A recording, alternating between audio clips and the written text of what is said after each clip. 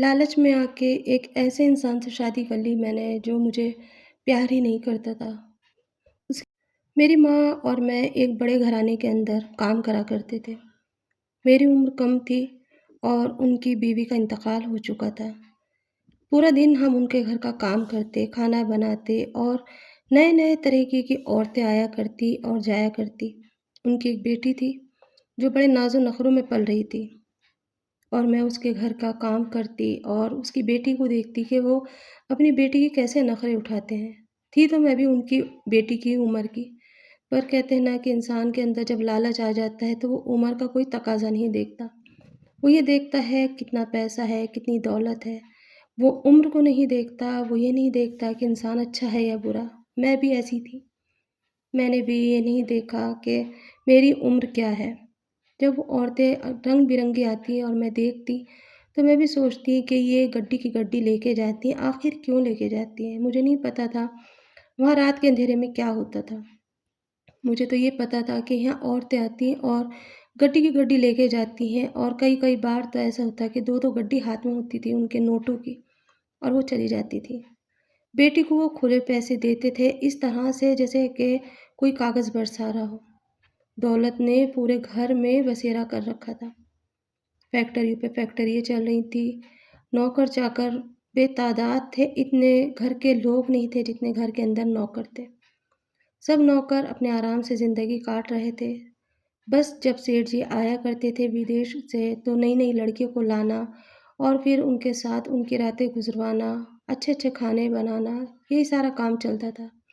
ہم ماں بیٹیاں تو پورا دن گھر کی صاف صفائی کر کے کھانا پکا کر کے آ جاتی تھی۔ جب ان کی بیٹی کی شادی ہو رہی تھی تو میں نے انہیں پیسے لٹاتے ہوئے دیکھا اور یہ سنتے ہوئے بھی سنا کہ اب میں بھی اپنا گھر بسا لوں گا۔ کوئی صحیح سی لڑکی مل جائے، چاہے غریب کیوں نہ ہو۔ مجھے کیا چاہیے؟ میرے گھر کے اندر ایک رکھنے والی ایک عورت چاہیے۔ وہ بات کہیں نہ کہیں میں کام کرتے کرتے سن گئی اور میرے دماغ میں یہ بات آ گئی کہ جب یہ اس طرح سے کہہ رہے ہیں تو میں کیوں نہیں۔ ان کی عمر 60 سال تھی اور میری عمر اس وقت 20 سال تھی۔ میری عمر کا کتنا بڑا گیپ تھا یہ آپ سمجھ سکتے ہیں، پر لالچ۔ مجھے ان سے محبت نہیں تھی، مجھے ان کی دولت سے محبت تھی۔ میں چاہتی تھی یہ سارے عیش آرام، یہ ساری چیزیں میری ہوں۔ وہ کبھی مجھے اس نظر سے نہیں دیکھتے تھے۔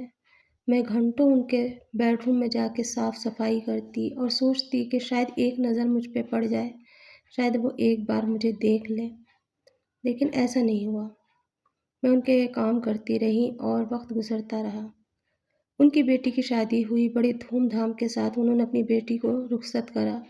ڈائمنڈ کے سیٹ اور جو ان کے کپڑے تھے وہ ڈیزائنروں سے ڈیزائن کرائے گئے۔ دہیج میں ایک فلیٹ دیا اور ایک کار دی۔ باہر جانے کا ٹرپ کا پیکج دے دیا پورا۔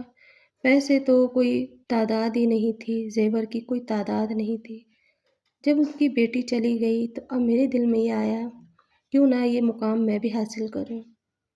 بس اس طرح سے میں نے اپنے آپ کو سجانا سنوارنا شروع کرا تاکہ میں ان کی نظروں کے سامنے آؤں اور ان کی ایک نظر مجھ پر پڑ جائے۔ عورت چاہے تو کیا نہیں کر سکتی، یہ چیزیں میں نے سنی تھی، میں نے اپنے اوپر آزمایا۔ ایک رات میں نے اچھی طریقے سے اپنے آپ کو سجایا سنوارا، خوشبو میں اپنے آپ کو معطر کرا اور چلی گئی میں سیٹھ جی کے کمرے میں اور جا کے میں کھڑی ہو گئی۔ وہ اپنے ہوش میں نہیں تھے، انہوں نے ڈرنک کر رکھی تھی۔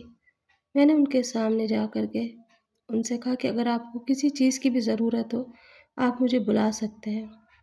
انہوں نے مجھے اوپر سے نیچے تک دیکھا اور پھر کہا اس وقت تم روم میں کیوں آئی ہو؟ جاؤ اپنے کمرے میں جاؤ۔ میں اپنے کمرے میں آ گئی لیکن ایک لفظ کہہ کر آئی کہ جب بھی آپ کو ضرورت ہوگی آپ مجھے بلا لینا۔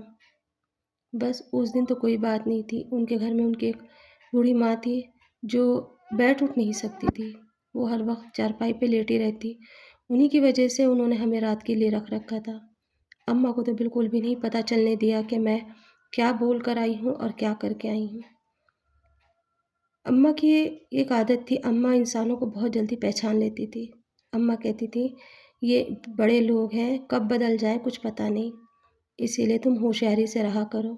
اماں بہت کوشش کرتی تھی کہ میں ان کے سامنے بالکل نہ جاؤں، اور میں پوری پوری کوشش کرتی تھی کہ میں ان کے سامنے جاؤں، لیکن اس وقت جب اماں نہ دیکھیں۔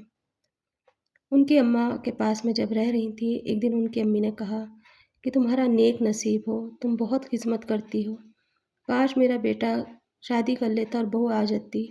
جب سے میری بڑی بہو کا انتقال ہوا ہے، یہ گھر سونا سونا ہو گیا ہے۔ میں نے ان سے کہا کہ آپ اپنے بیٹے کی شادی کیوں نہیں کراتی؟ وہ کہنے لگی کہ کون کرے گا، اس کی عمر بھی اتنی آ گئی ہے۔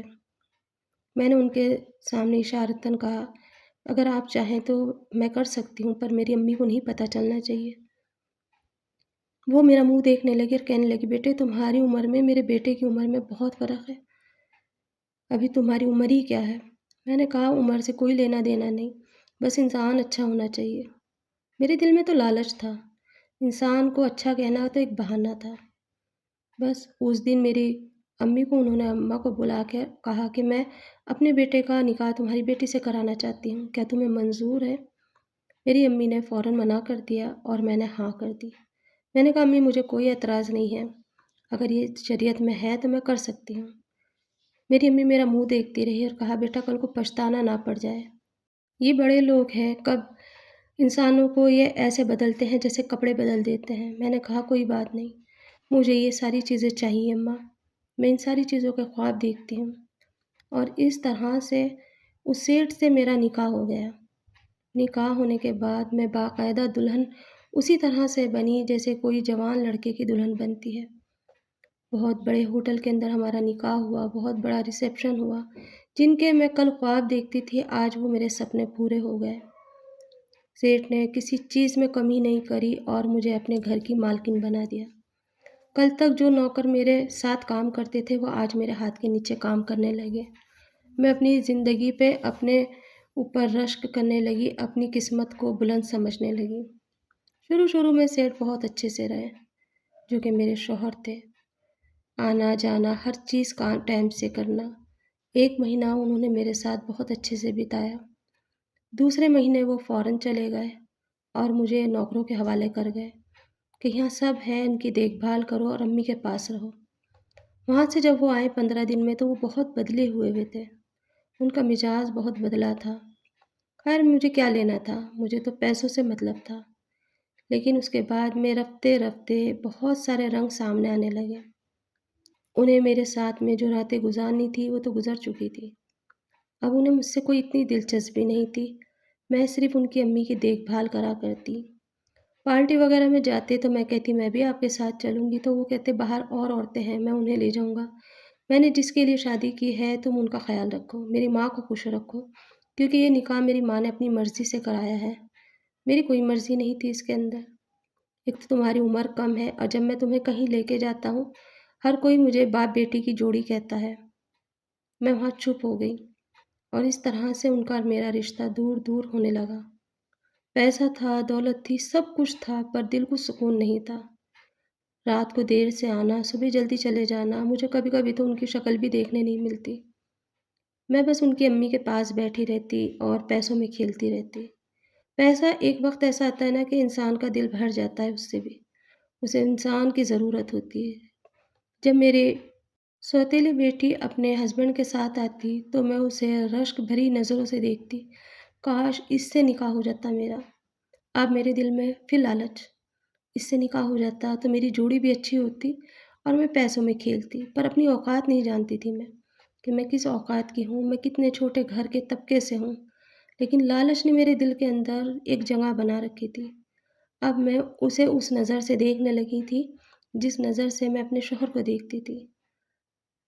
جتنے بھی امیر لوگ ہوتے ہیں وہ صرف اور صرف عورت کو استعمال کرتے ہیں، اس نے بھی میرا استعمال کرا۔ اکثر وہ یہی کہتا تھا کہ تمہاری جوڑی تمہارے ہسبینڈ کے ساتھ باپ بیٹی کی سی لگتی ہے، اور میں بڑی خوش ہوتی۔ پارٹی میں کبھی وہ لے کے نہیں جاتے تھے، جب ایک بار لے کر گئے تھے جب ہی لوگوں نے مذاق ان کی بنا دی تھی تو انہوں نے یہ کہا تھا پیسہ سب کچھ کرا دیتا ہے، اور اس کے بعد انہوں نے مجھے لے جانا ہی بند کر دیا تھا، میں صرف گھر میں رہتی تھی۔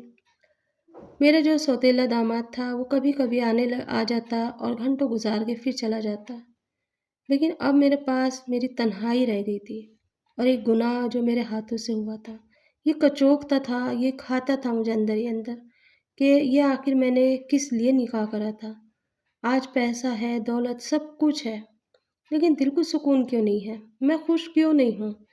हर चीज़ में मैं खुशियों को तलाशती और खुशियाँ नहीं मिलती। कुछ दिनों में उनकी अम्मी का भी इंतकाल हो गया। अब इतने बड़े घर में मैं और नौकर ही रह गए। मैं रात और दिन ये सोचती कि मैं बाहर जाके खर्चा करूँ ताकि मेरा दिल खुश रहे। मैं बहुत शॉपिंग करती, बहुत मॉलों में घूमती, जितना मेरे अरमान थे मैंने सारे निकाल लिए। रफ्ते-रफ्ते मेरी शादी को 6 साल हो गए। इन 6 साल में मैंने सब कुछ करा पर सुकून नहीं मिला। दिल में एक बेचैनी हमेशा लगी रही कि अब मैं क्या करूँ? पैसा ही सब कुछ नहीं होता। इंसान को इंसान से मोहब्बत होती है और वो मोहब्बत जब होती है जब हम इंसान से मोहब्बत करते हैं, ना कि उसके पैसे से।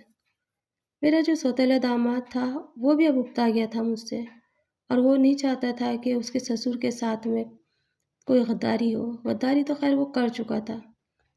लेकिन मैं ना डिप्रेशन रहने लगी और मैं ये सोचती थी कि काश मैं अपने हम-उम्र के साथ निकाह करती तो मेरी ज़िंदगी भी खुशगवार होती। थोड़ा होता लेकिन सुकून होता, थोड़े पैसों में भी मैं खुश रहती, पर आज सब कुछ है पर खुशियाँ नहीं हैं मेरे पास।